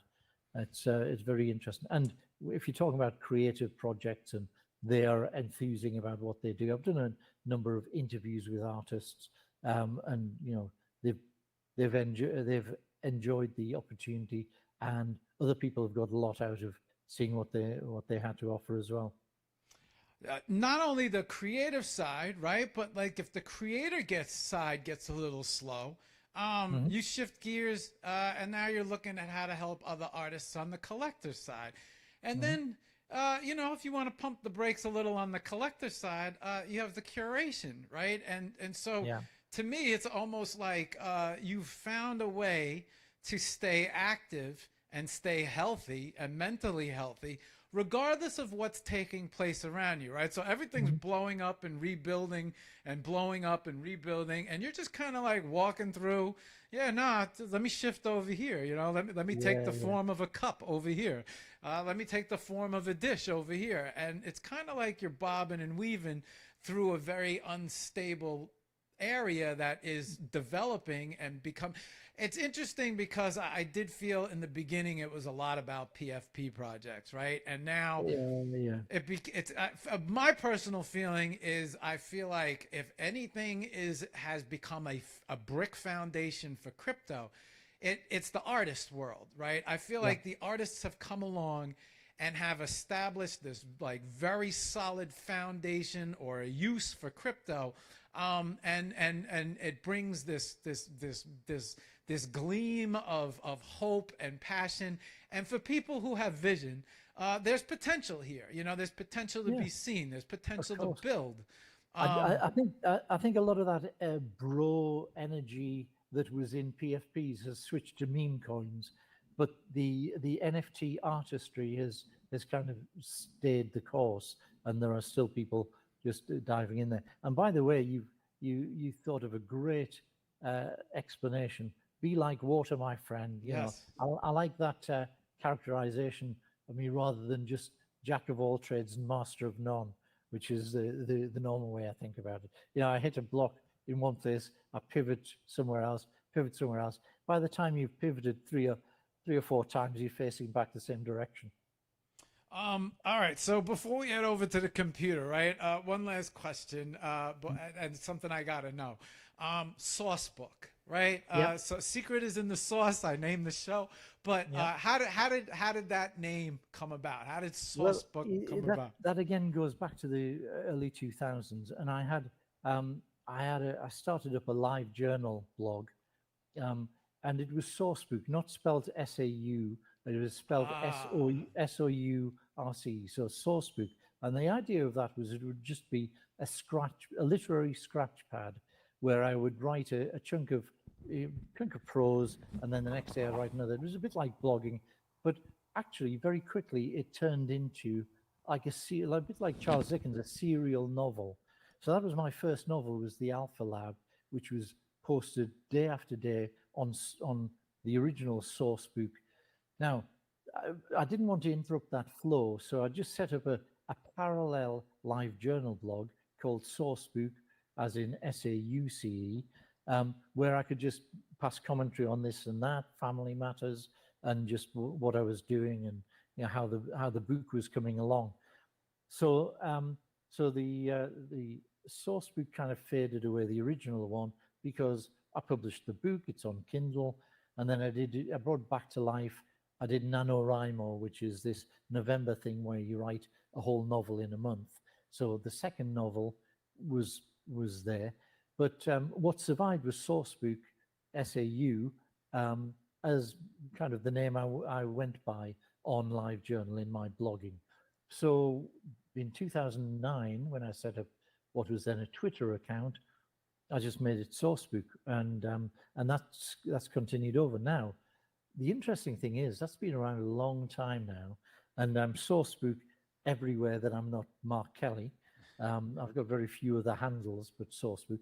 So now, even if I go to a what do you call it, a incognito profile, if I type Sourcebook into Google, most of the results are me. Most of it is me and NFT. So it's great that the brand has built up to the extent that it hits the first page of Sourcebook. If I put Mark Kelly into Google, I get astronauts and the keyboard players and who knows what else. But Sourcebook at least has become a valuable brand in a way, because I've just used it over the years. So that's where that comes from. And that's where I am never going to change it. The PFP that I use everywhere is my writing guru, or one of my writing gurus. That's Damon Runyon. I don't know if you know, he was the one who wrote the short stories that were the basis of the Lemon Drop Kid, Guys and Dolls. He was like a 1920s journalist who had a sideline in writing these little funny stories. So he's the guy that I take after most on the writing side. Probably him and Heinrich Böll. Heinrich Böll is a German post-war novelist or short story writer, and I love his little. He just encapsulates a mood within a very few pages. So no one knows Heinrich Böll. Everyone knows Damon Runyon. He's my PFP forever, and that PFP plus Sourcebook is how I'll forever be known on the X platform. Yeah, I always so there was that's been a question that's been floating around now for about an hour and 15. Well, we're at an hour and a half, so I don't wanna waste any more time. Why don't we jump on the computer, and I could bring up some of the stuff that you've been talking about. Let's show Please everybody. do. Yeah. Let me get over here and move over here. All right, let me set this screen up. Okay, let's go full screen with no thing. And then let me break this down. There we go. And I'm going to crunch you to half. There we go. All right, let me bring you up right here. Oh, and while I do this, yeah, we have quite a few. Let's see. Alina says hello. Maram says hello. Alex, Pantia, Dodoy, Sun, Emma. So everybody is, they're here for you, man. They're saying hello. Cool. Hello back. I'll catch up. I don't dare move off the tab that I've got open, but I'll get to my X account right after this and respond to you all. They, so they're all, guys, right. That's what I wanted to say. So if anybody has any questions, while I'm setting this up, feel free to ask, guys. Don't hesitate to ask. Drop your questions if you're out there on YouTube, Facebook. But it seems like, you seem like the type of guy who really pays attention to the trends. I would imagine the fact that you are in finance, you would understand that you would have to be very aware of the trends to be successful in finance, right? So curiosity. How do you feel about the X platform and the future of it? Since it seems like to me you have, you're, yeah, it seems like you're invested into X. I am too. Yeah. I've said to many people, I've met the best people I've met in my life on X in Spaces, and it just keeps getting better. And so therefore, I have just become an X junkie, I guess, in a way, right? And yeah, I love everything about it. I think all the changes he's making are great. But I was curious, from your opinion, what do yeah, what do you think about that? Yeah, it's got the just to rewind a little bit. I probably make too much of the finance background. In all of the finance places I've been in internal audit. I've been checking that people are following the rules. So it's not like I'm doing bond curve maths or anything. But I've always been interested in the mechanics of of the financial systems. Most recently, the last 10 years, I've been looking at regulatory compliance and how to ensure that firms are sending the correct details of their trades through to the regulator. And I've specialized sufficiently in that that I can do it from home and just have people have me on speed dial and they call me in when they need me. So it's nice to kind of kick back and just give people advice at this stage, which is why I've got a bit of flexibility in the thing. In general, I would say specializing is always good. Even in the NFT space, there are people whose artwork I can immediately recognize. Some people like Collins Doodles will always have a certain appearance to them. The Zufio, the Zebra Man, as soon as you see something, oh, this was by him. That's like gold in this space. Seek Reverse and Raphael Erber are other examples where you look at them and you think, yeah, that's an Erber. I can just tell from the thing. So that's something I've never been able to get. I've flip-flopped too much between styles and to ever get to that stage. Probably one of the things that you're going to show the sort of this embrace and chaos style of highly ultra detailed semi-abstract stuff is as near as I got to my personal style. But go go ahead. Go ahead. So No. I have okay. So right now I have your link tree up. I also I have your X profile up so people know where to find you. So sorry, my digression totally ignored your question, which was about X. X is great, and I'm totally I'm totally wedded to it in a way. There's a lot of that I wish was better. I wish that, like I said, video spaces would be great. I wish that spaces themselves gave a decent experience from the laptop or from an Android phone. I've got to keep a little iPhone without a SIM card ready just in case I need to jump on a space.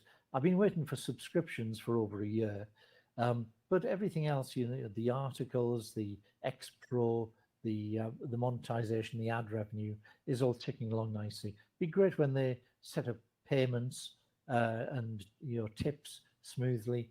It will end up being an all-in-one platform, but I wish it was a smoother and more consistent experience across all platforms and all geographies. That's it on X. I think the best is yet to come with X. Yeah. I know where Elon's head is at, and I know where he's going towards. But I don't think it's something that's going to happen overnight. But I like all the small changes. I like the people who are on X. I think it's a very smart platform, a very intelligent platform, and I find that a lot of people that I connect with. Really big brains, very aware. We do have some questions coming down. I don't know if we should take the questions, but you know what? We'll save the questions for the end. But why don't you take us through a tour of right? So I could bring up your Spotify. I could bring up I have all of your I have your two foundations. Let's see what else. So I have your Nifty Gateway. Maybe you want to talk a little bit about and direct me towards what maybe we could show them some stuff. Maybe the piece that you talked about with that wasn't necessarily expensive, but you know, I thought that was a good thing for artists to hear. Yeah, well, let's do that. Bring that up. If you've got the Nifty Gateway one, and you can bring up that the monkeys, the brass monkeys, that would be good. Yeah, give me 1 minute. Let me. All right, we're almost there. Oh, in the meantime, while I get to that, Sun asks. So Pantia would like you to know that your exhibitions are so useful for all of us, and she wanted to thank you a million for your efforts. There is a question on the comments on the actual live stream. Okay, Sun would like to know, how do you find the time to do everything that you do? Basically by neglecting work and the family. That's it. You know, I carve out time, close the door, tell them it's very important work, don't disturb, and then I'm free for an hour or two. The other thing is I'm very active. You know, the family either goes off to work or goes to bed by like 9-10 o'clock. I typically don't go to bed until 1 a.m. I have a nap sort of earlier on at 5 or 6, but I typically don't go to bed to 1 a.m. I've got a clear 2-3 hours when I can just surf X and mess about with galleries. Okay, Mark, I have the collector token up. Oh yeah, This is just something that people might be interested, because everyone's going for the big score. Yeah, the big score. What is it? Leonard Cohen said, like every dealer, he was looking for the card that was so high and wild he'd never need to deal another. Everyone wants that Beeple $69 million hit, but actually, for most of it, that's never going to happen. And you can, you know, if you're a new entrant, I've seen a few new entrants who went straight for the one-of-one market at chunky prices, and you just think, well, unless this is just a vanity thing or you've got extreme patience, this is never going to work. Ease your way in with pieces, one-of-ones at lower prices or editions at even lower prices. And this is what I was saying before. This set of monkeys was the first token that I put onto Nifty Gateway that was my own work, because prior to that, curators weren't allowed to publish their own work or they'd get kicked off the platform. You had to publish work by other people. They relaxed that, and I put this up as a token so that when people had this, they would get other benefits. Like they would get exclusive access to other drops or lower prices or whatever. And it was the first, I was telling people on the Nifty Gateway Discord, that's now sadly closed, that this was happening. So a lot of the people who'd known me for the previous few years on that Discord dove in and bought a piece. So it was $10, but 410 of them are sold. So for a single artwork, this made more than any of the one-of-ones that I'd sold. So that's the thing that I would stress to people. Your art, if your aim is to get into the fine art world and to be recognized as, you know, the next Picasso or whatever, you know, fine. It's going to take a while, maybe until after your death before you're fully appreciated. If you are after making a living from your art now, then maybe consider editions, because you don't have to get the big score. You can have a partial success and you're still going to make something. You know, this could have just done 10. I might have made $100 from it. It could have done 1,000, and I'd have made even more. But putting out editions when you're starting out, it has the effect of, you know, it's not a big investment, so people are more interested. You can expand your collector base, so you have more people that you could, you know, maybe cultivate a relationship with for next time you put something out. And, you know, you've got half loaf is better than none. a one of one, you either sell it or you don't. A set of 100 pieces like this, you could sell any amount up to there. Even my 10,000, my two failed 10K PFP projects, they each sold 200 or 300, which was an acceptable outcome. It covered costs, and it gave people the sense of a little community and camaraderie. So that's about it on the monkeys. They weren't. It's not my. The funny thing is, it's not my finest work. I wouldn't point at this and say, this was the pinnacle of what I did as a visual artist, but it was factually and objectively the most successful piece of art. So interesting. I'm gonna go ahead and say that this is not something that you might have expected to happen, right? And Exactly. so here you are swinging for the fences with all these other projects, and testing around, and then you got this one little thing over here with open edition. This is an open edition, right? Yeah. Open edition, and it takes off. What do you think? What would you attribute the success or the taking off of this one particular sale to? Well, there were a couple of things. One, the publisher program was quite new, so the idea of I think on the day that I put up the first sourcebook drop, it was the only drop for the day. It wasn't this one. It was a couple of others who helped with my Genesis drop. It was the only drop of the day, so they all did really well. There was nothing else for people to buy. This was the first token by me, so a new artist, fairly well known in the Nifty Gateway community, and it was dirt cheap. So and I was promising a utility. I was saying you'll get discounts on future things, and you'll get exclusive access to certain drops. So there was a lot of things combined. If I'd tried the same thing a year later, when everyone was doing a drop every day and it was $1 each, it wouldn't have had such success. So timing and these other circumstances, rather than any intrinsic aesthetic appeal, are what made the day. So, if we had to move on to something else to show them, would you want to show them maybe the Spotify, or you want to show them the foundation? What do you, I mean? Let's do go to the foundation, the old foundation. The old foundation, with the ultra detailed pieces. Created. Okay. Should I go to collections or created? What do you? Yeah, collections on the sourcebook old, and if you just scroll, go to collections and then scroll down to not created.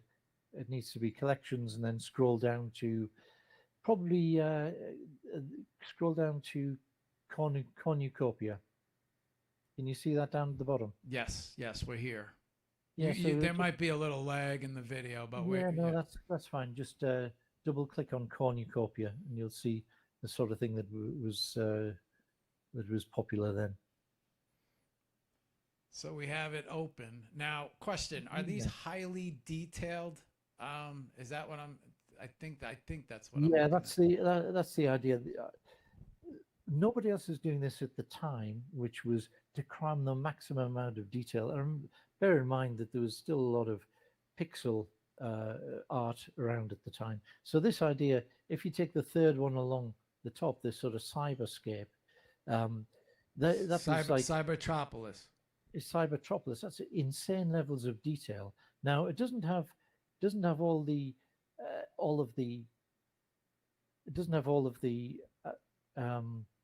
coherence that you might want and which we'd expect to see now, but people could scroll and zoom ad infinitum on these things and get always get more out of it.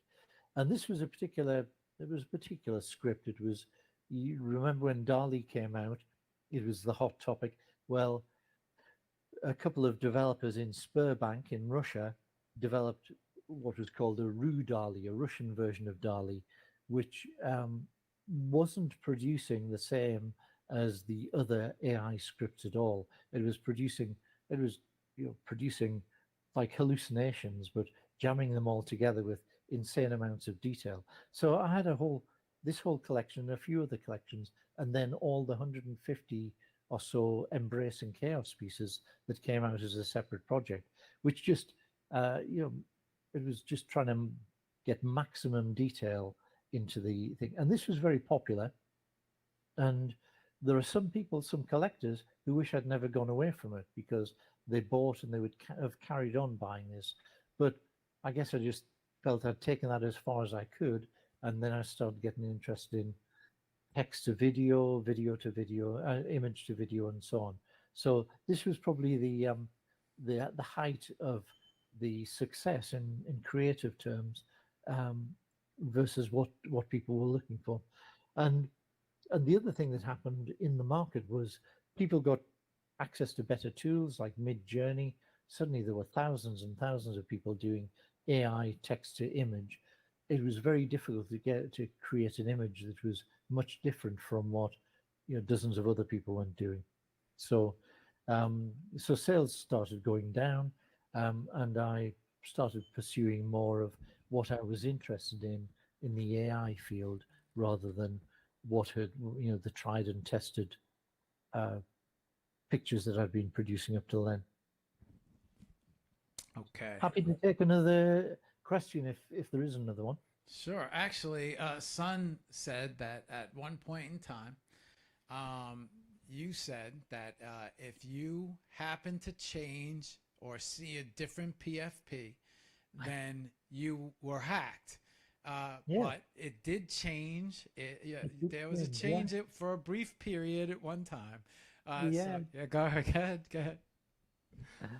And I think Sun was the one who remembered and pointed it out to me, because and what it was just a nod in the direction of Collins Doodles. Collins Doodles did this great caricature of Austin Powers, and I thought, yeah, Austin Powers is my spirit animal. So for a period of a week, I replaced Damon Runyon with Austin Powers, but it didn't go well.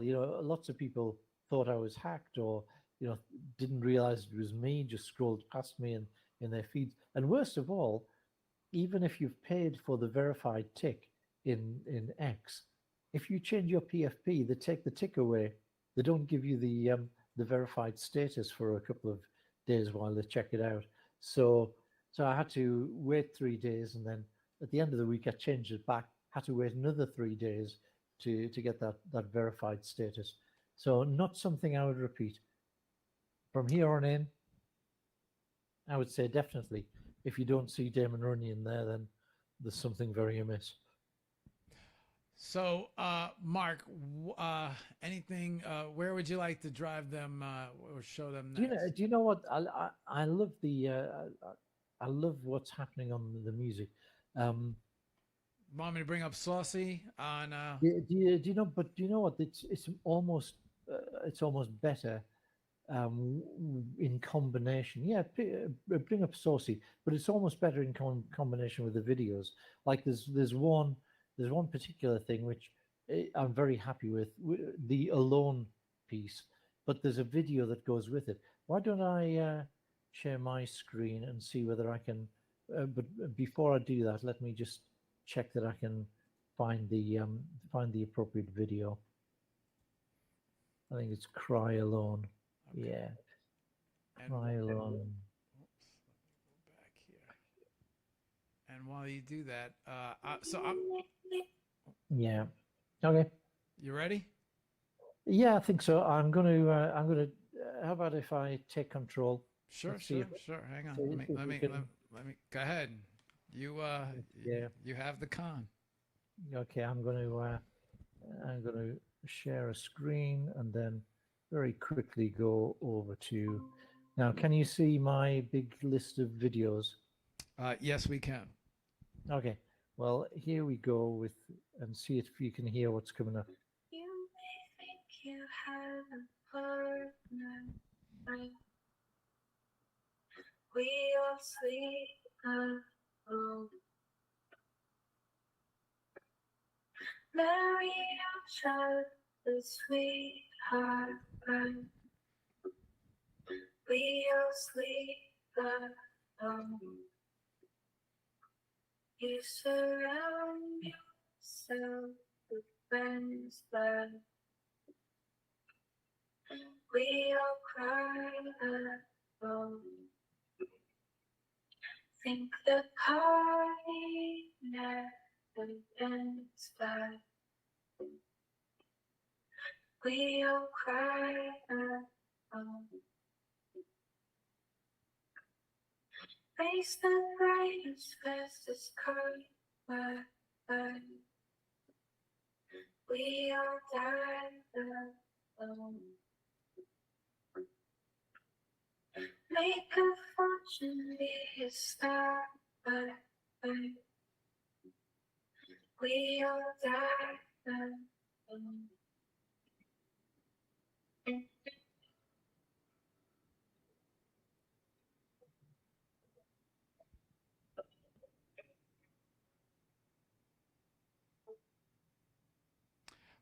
We're losing. Is there music playing right now, Mark? I guess when it gets low, we lose it a little. We don't get the full effect. So Yeah. Son remembers that piece. It's a very touching piece. Yeah, I feel like we could spend another hour talking about the creation and your art. Um, yeah. Keep going. Show 'em. I did I give you control again, or is it still sharing? No. Yeah, you need to go back and share.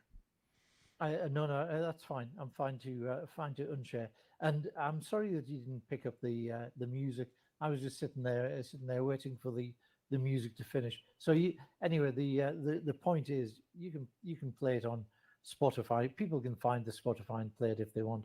Um, the thing is the secret sauce I found for using Suno AI to generate music is you give them the words. I find that if you let it generate the words, they can be a bit banal and forced rhymes and everything. But I've loved putting in old haikus and poems and just letting it generate the musical arrangement and choose the singer and go through. So that video that you saw was actually something called, it was Noisy with two e's on the end, where you can just plug in something from Suno and it'll generate appropriate pictures. So that was only saw the video bit of it. That's not particular, that's just video that was auto generated.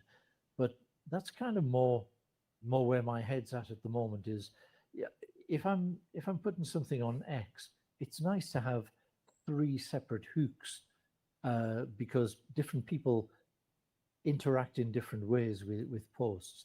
So if you got words in there, if you got the lyrics posted which to you are meaningful, that's great. And then you've got a visual that kind of conveys some of that. Then you've got music. You got three different uh, kind of not senses, but three different ways of engaging with the audience. One of those is probably going to be attractive to more people, to some people. So that's the idea. That's what I'm doing more on creation. But you can probably see that's, you put together a whole music video with a track. It's no longer really very suitable for an NFT. I think an NFT has a couple of seconds to make an impact, and unless you are really great on the 3D animation, people won't even sit around for 30 seconds to watch an animation finish. So so I thought, okay, well, I posted the videos to YouTube and various other places. I put the music up on Spotify, so I've got the Spotify page I can keep ramping up and promoting. That's another outlet for the creativity. It doesn't all have to be minted, listed, and sold for ether. And I mean, the music is a beautiful touch. I mean, it's not only. I mean, I kind of, it. Did you ever have aspirations of being a filmmaker? Because I felt like I was just watching a film. Well, you know what? I've been looking at a couple of things. That's the next step. I think we've gone beyond NFTs in terms of AI video. We've gone beyond NFTs, and we're comfortably into the space where you could make an advert for a product, or you can make a music video entirely with AI. Now people are pushing the boundaries, and now that you can do lip syncing and change the voices and get consistent characters from beginning to end, people are starting to put together short videos. Before the year end, we'll be, film directors just sitting in a chair in front of our laptop. Mark, what else? Anything? So that track, right? That track was Alone, correct? Yeah. Okay, so there's something that takes place on this show towards the end, and we're kind of getting towards the end, but I always let the guest pick a song, and I think that one of your songs should play and end the show. Not right now, but just keep it in mind. I don't know if you have anything specific that you could. Oh yeah, yeah. You got to play. I mean, it's the only funny one in there. You got to play out with "Why I Don't Date Taylor Swift." Okay, you got it. I got the track right here.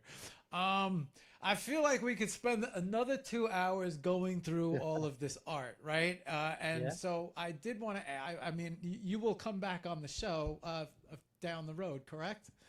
Happy to. Yeah, happy to. Excellent. Always happy to talk about art. Always happy to talk about me.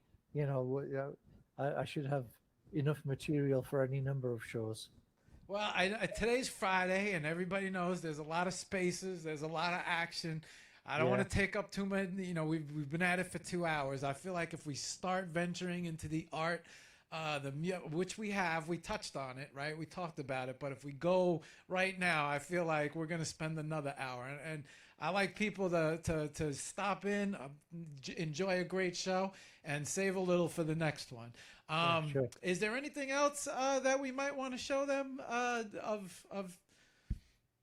Let's. Well, I could just show what's available in Happy Valley at the moment. Okay. Because let me just. I've just taken control again. Let's say of the whole screen, and I'm just. This is Happy Valley, which is this thing that now has 300 people in it, which is great. We've got a dozen of these works of art have been added just this morning, so this is great. But I did add in some. I did add in a couple of pieces of my own.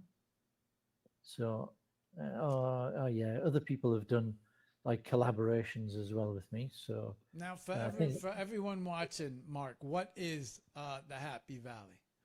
The Happy Valley is just a collection. It's a gallery that I've put together, which allows anyone in. Basically, the Happy Valley is something where if people give me their Tezos address, then I'm going to add them in, and then they can mint anything. And the guarantee, the underpinning guarantee is whether it's an edition or a one-on-one, if it's up to 15 Tez, I'm going to buy the first piece that you list, or I'm going to buy one of the pieces that you list. Now, this was all I wanted to show was this little bit here. These are the couple that I added in here, all from a very similar program, but with very different take. This Sibs, this picture of a couple of siblings. This was the prompt for this was something like The Weight of Things Unsaid as a graphic novel. So it was like, and it gets some of that. And this was one of those ones that I thought, yeah, that captures that kind of underlying sadness. It's got some sort of empathy to it. And the other one, which I saw just a couple of sold this morning, were these. Look at this mother by Sourcebook and Aminic. This I didn't do this. Happy Valley I did, which is the poster for the thing, but this is one that just sold this morning. I've always been fascinated by skulls, so this is just like a 3D skull entirely generated out of a text prompt, and it still amazes me, the capabilities of the technology. So I'm a tech nerd, I'll continue to be a tech nerd, and I'll keep on Yeah, trying. no, that's clear. And That and yeah, so like I said, there are some people. It's just it's really interesting when like it's not too many older, right? My father, he has massive issues working the TV remote, right? Like so, Mhm. it's nice when you see. It just goes to show age is just a number, right? It really comes down to the person, their passion, and people. My dad could work a fish finder like nobody's business, but you ask him to fix the TV, and he was like, "Yeah, if life depended on it, we were all dead." So it's nice to see everybody getting. It's nice to see you, especially you have such a good grasp on the tech.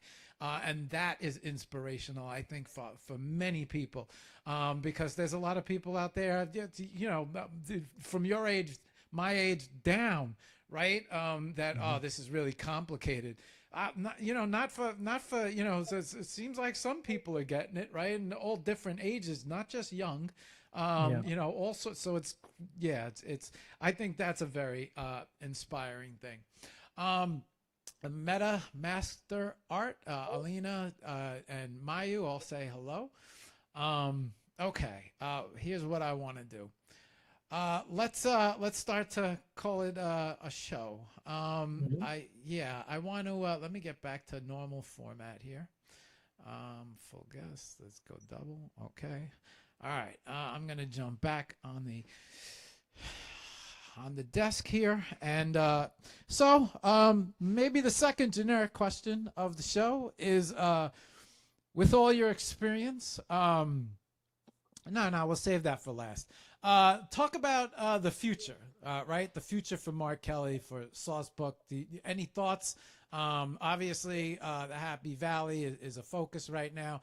Any thoughts about what you might be creating, what to keep an eye out for, what to look for, or you're just going to take it, as it Well, comes? I mean, for months now, I've just been collecting capabilities. I've been trying out Luma Labs and Kling and Runway and various other things, just pulling together basically a video creation suite.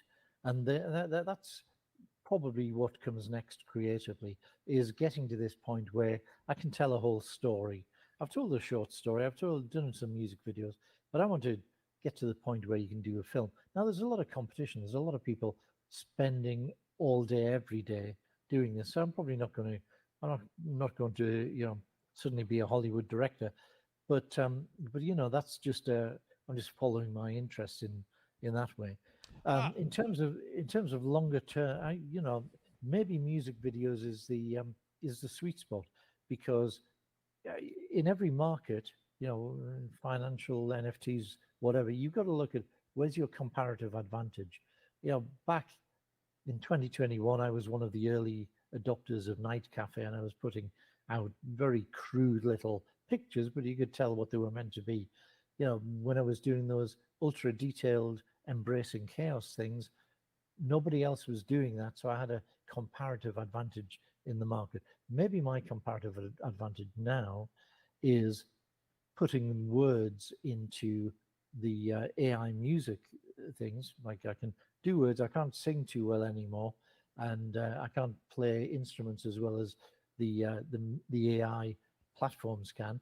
So maybe I just contribute the words and the lyrics and the ideas, and um, and then generate the video accompaniment to go along with them. So maybe music video is my area where I can contribute most.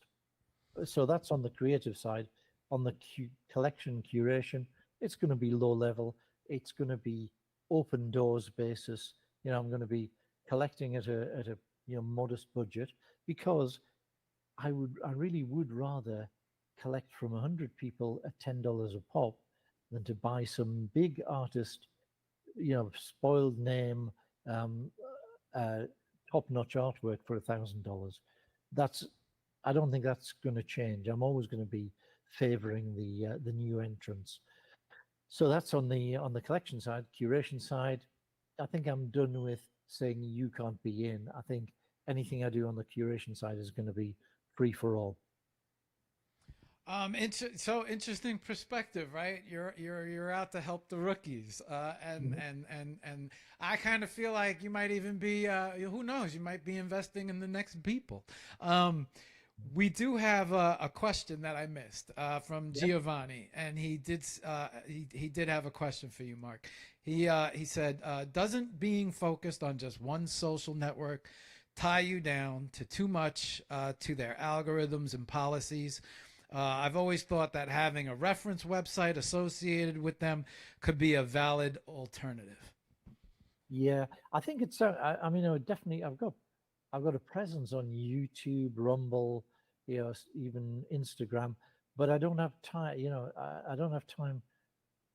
You can't have a global focus, if you know what I mean. If you're going to focus, it's going to be on one place, and everything else goes to pot. And given the amount of time I have available, that is always going to be taken away from the real life paying work that I should be doing, or the family that I should be doing taxi duties for. I've got more than enough on my plate with X. Because I've liberated my approach to following people back, and I'm pretty much following back everyone who follows me. My DMs have gone mental, so I never get to my feed. By the time I've covered DMs and notifications, and I've checked, what the big political accounts are saying and chipped in there, I'm kind of ready to start again. I've got another load of DMs. So I limited hours in the day. I've just chosen to focus on X. I mean, I prefer the rationale for X and the free speech element and the a lot of the technology much more than the other places. Instagram, all the rest of my family uses it. It's kind of and I know it's good for artists, but there's a lot more very that I want to touch get and out go there. over there. Sorry? It's very touch and go over there. It's like I feel like on X, you have the freedom to be yourself. Where I think maybe other platforms you got to be a little careful. You might get flagged. You might get popped. Yeah. But X, I feel like unless you're being a creep on X, they pretty much let you be you and speak and act how you feel. And then they let the community make the decision upon you, which is I feel like the way it should work. But it's This is something that I noticed about live streaming. And my most popular live streams, as I mentioned to you earlier, are buy streams where I just sit in the corner and I've got my my Twitter account, my X account open, and I just answer people. People are saying, "Go take a look at this," and I'll go take a look at it. And 9 times out of 10, I buy it if it's within the kind of price parameters. That's the most popular thing. But I found that the way to be able to do, and you probably found this as well, the only way to do extensive live streaming is to find a way to be yourself. I couldn't do this ultra high. I couldn't do a hyperactive Alex Finn type. Sure. A lot of energy. It wouldn't. I haven't got that kind of energy. I've got the energy to sit here and think about the questions you're asking and answer. But that's maintainable. If that's what people. It's like Scott Adams doesn't go crazy. He just sits there and answers questions that have come in and gives his take on the news. He's found a way to be himself over the course of an hour or 2 hours. So that's the way. If people are wanting to do live stream, that's what you've got to do. Mark, yeah, we didn't even touch on the live stream buy, right? That's something that got by me. So yeah, there's so much to talk about. I wanted to introduce you to everybody, right? The HOP family, and I wanted to give a nice broad. We got to do a part 1, part 2. We'll come back and do another part 2 because there's just so much here. Before we close up, before we say goodbye, 2 more questions, right? Yep. Where can everyone, what's the best way to find you, reach out to you, contact you? How does somebody get in touch with you?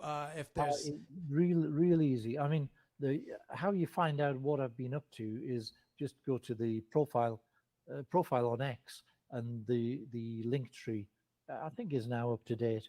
The link tree points to all of the various, foundation objects, etc., and also Spotify. Most importantly, there's a link there, and in the rest of my bio, to the Saucy playlist, which is where I'll keep adding AI things, AI music as it gets generated, and I'll also recycle some of those older jigs and reels with the techno backing from SoundCloud. So my bio is the place to go to get in touch with me.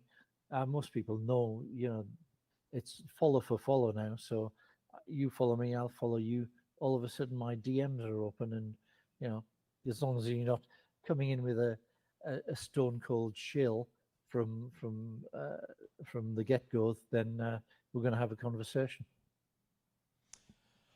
Okay, that's I don't know. You're probably not familiar with the Hour of Power, but the audience is, right. That big breath is another successful show. I'm always tense until the very end of the show, and I ask the final question, right? Lots of artists out there paying attention. Lots of artists are going to see this.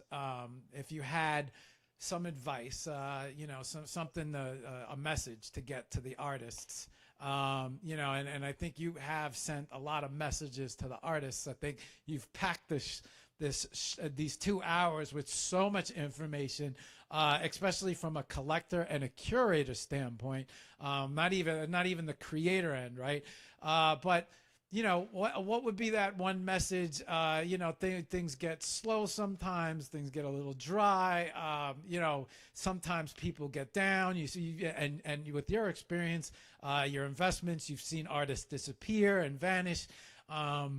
Little something motivation wise for the artists. Yeah, sure. I would just say slow your roll. Your career's measured in years, not days. So don't think you've got to keep running on a hamster wheel.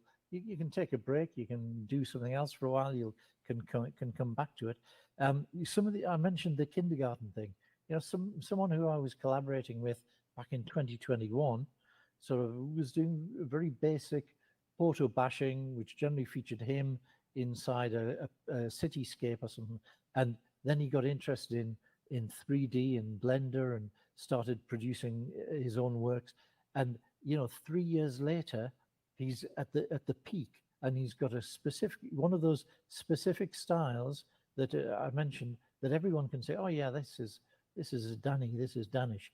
To the extent that he's put the tricks of the trade that he's learned into a video course, and he's packaged it up, and it's completely streamlined, and he's got to a place, but it's taken 3 years of hard work to get there. So it's not a quick spin of the roulette wheel and you come out rich. It's a slow your roll, focus on what you're good at, where you've got a comparative advantage, and build on that. Reach out to people who've been down that road, and get the help you need when you need it. Okay. Marc, we're at that point where you are free to live your life. I'm going to say personally, I got to say a big thank you to Sun, because, Sun is the one that kind of pointed me in your direction. So, and she never misses. I trust I trust her judgment a lot. And I'm always weary about bringing someone on that I didn't really do my homework about. But I could just tell from yesterday and our interactions and how quick you were to jump into the open, and I'm like, oh, look at this, like, oh, we're gonna get along. And so that's I knew right away. I'm like, we're gonna it's gonna be all right. We're gonna have a great show. And so once again, I got to thank Sun for the recommendation. Number two, I have to thank you for dedicating your time, your knowledge, just everything that you've brought to the show. My big thing is I want artists to learn. I want artists to hear the real information, because I feel like, I want artists to get stronger and stronger and stronger. I do believe in the space. I believe in X. And so whenever somebody comes on and takes time out of their schedule, a lot of people, oh, well, this is good for me. But nah, it's good for everyone. So it's nice when somebody comes on and shares. their knowledge. Not a lot of people are so generous with their knowledge. And if you're an artist and you were, listening closely, there's things that collectors look for. There's things that curators look for. And so if someone wanted to learn about you, you laid it out for them, and not only that, but you're an artist as well. So you understand, which is amazing. But, I wanted to say thank you. I'm going to do the closeout for the show. You're more than welcome to hang on. So I could show you in the background, like we talked about, if you wanted to see the OBS or you wanted to talk about that. But yeah, man, I appreciate you. Thank you very much for coming on. Excellent. Thank you very much for having me on. And I'll probably duck out, but I'll listen to listen to you play out with why I don't date Taylor Swift. All right, Mark. Appreciate you. Look forward to having you on in the future. And great show, man. Thank you very much. Okay. Thanks a lot. Bye now. Oh, we went dead. Look at that. I knew it. I got to get a cord for this camera. Hang on, guys. It's always when we reach the 2-hour mark. We seem to get a little spot where the battery, but we'll be on in about 1 second, so hang on. All right, guys. Okay. So you guys just watched Mark Kelly, the artist, creator, collector, and curator, right? So triple-headed dragon. But the secret is obviously in the sauce, right? The man has success, a lot of success in his profile. Someone who clearly jumped in and got very active from the set. It's clear that, there's some people that kind of sit back and watch and then make their moves. Not Mark. Mark plowed his way in and started getting active. But I often say the first person through the wall is the bloodiest. And so, like he said, he took the losses so everyone else can learn. And so that's a very unselfish way of looking at it. And yeah, I couldn't think of a better person for HOP. And so, Mark, welcome to the HOP family. Did we go dead again? What happened here? What's going on? Nothing in charge? Oh, boy. Interesting. Okay. So, guys, I'm having a little battery problem right now.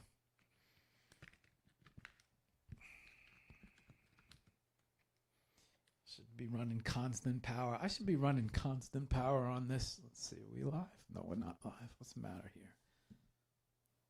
Oh, that's the cord? Oh, there we go.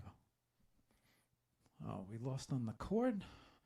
Okay, so guys, before we have any little more technical difficulties, I want to say thank you to everybody for joining in, for jumping in and saying hello and having questions and being part of the show. I'm about to say thank you to you guys right now. We're about to close out. In case, I don't know if we're having a technical difficulty with the cord or the battery. So before we have any more technical issues, it's Friday. See everybody, TGIF is coming up next.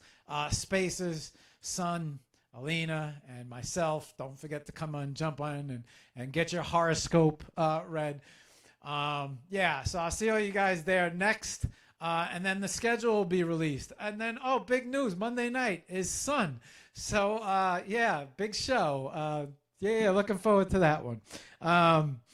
Guys, HOP, man, I'm going to talk to you till the end here.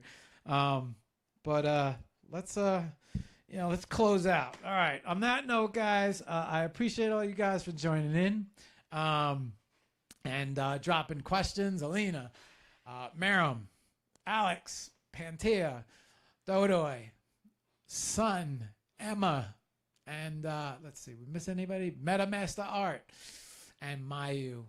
Thank you guys for joining in, dropping questions. Also, I think there was somebody on the thread that dropped a question.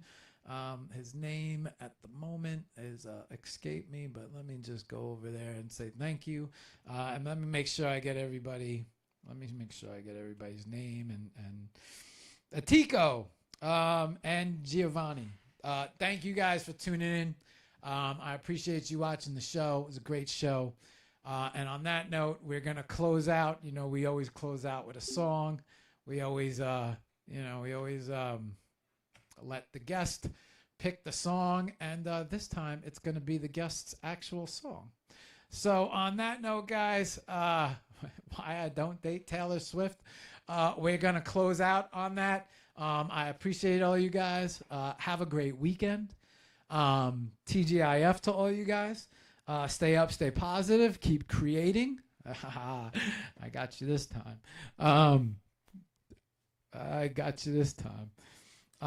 Guys, keep creating.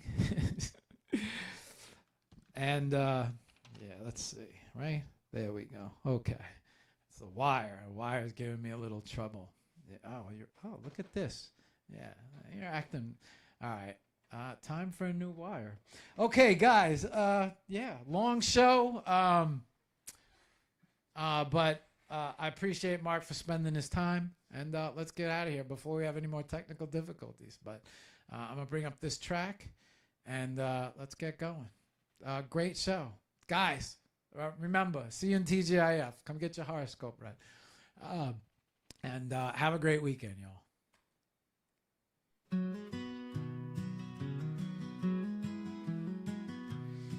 Why I don't date Taylor Swift. If I did something wrong, she would put it in a song. That's why I don't date Taylor Swift. Airing dirty linen that never gets forgiven.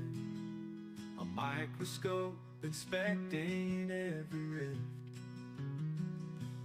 If I raise my voice too loud, I'll risk hatred from the crowd. My life would never be the same. Disagreements are the norm, but they turn into a storm.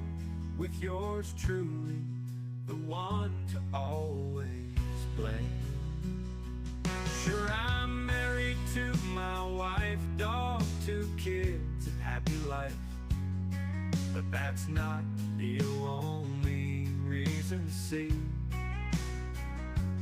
If you're always in the wrong, and it's broadcast in a song, that would be a tad too much spotlight for me.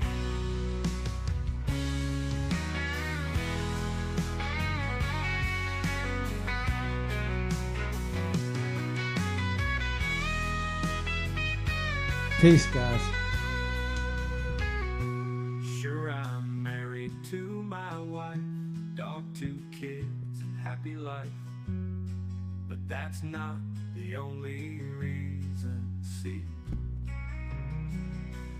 If you're always in the wrong, and it's broadcast in a song, that would be a tad too much spotlight for me.